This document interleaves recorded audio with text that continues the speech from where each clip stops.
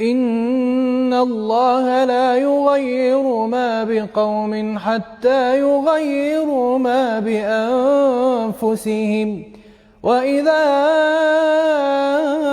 أراد الله بقوم سوءا